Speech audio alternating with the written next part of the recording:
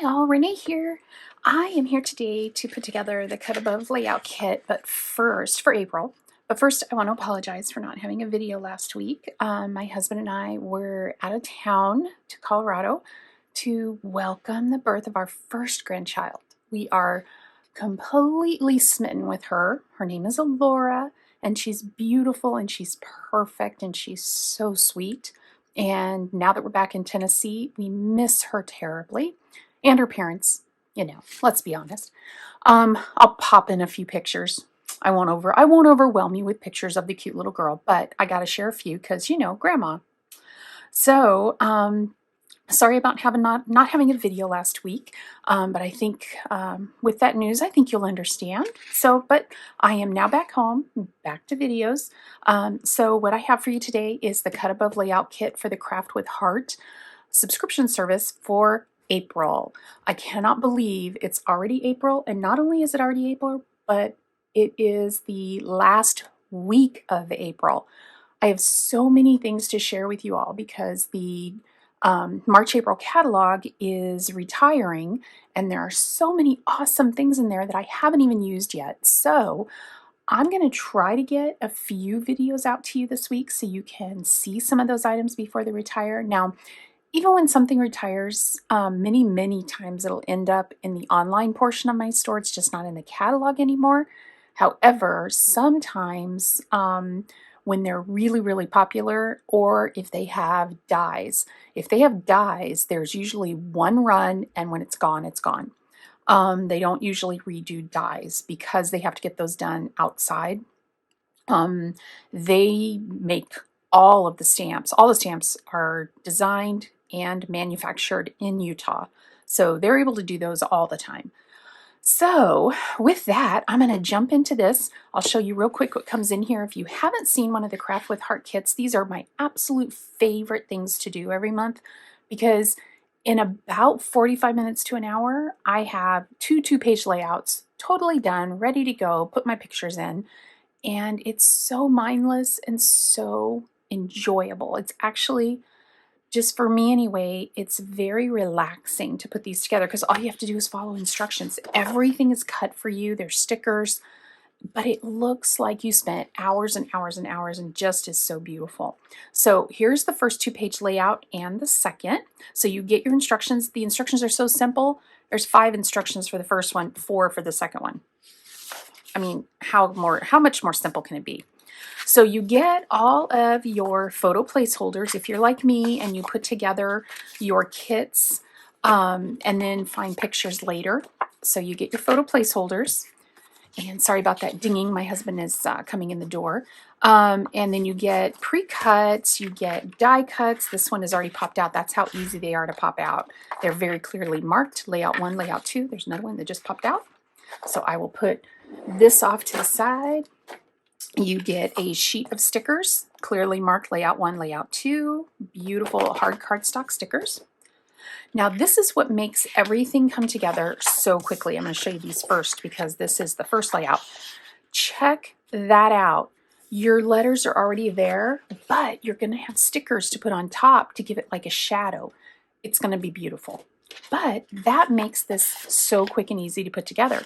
And when these are in your page protectors, it is impossible, nearly impossible to tell that you didn't do all this yourself, that you didn't draw these journal lines, that you didn't layer all these papers. The other thing I love about this is, yes, you have the look of a lot of layers without the bulk because my albums are way bulky. So there's that. And then here is the second layout. So this one has already a piece already put on there. These also go on here, so they all go together. I love the look of florals in the grid. I love that juxtaposition of geometry and just soft nature. So just really pretty. So with that, I'm going to go ahead. I'm going to put on some music for you, and I'm going to get to crafting, and I will be back at the end to give you some close-up looks.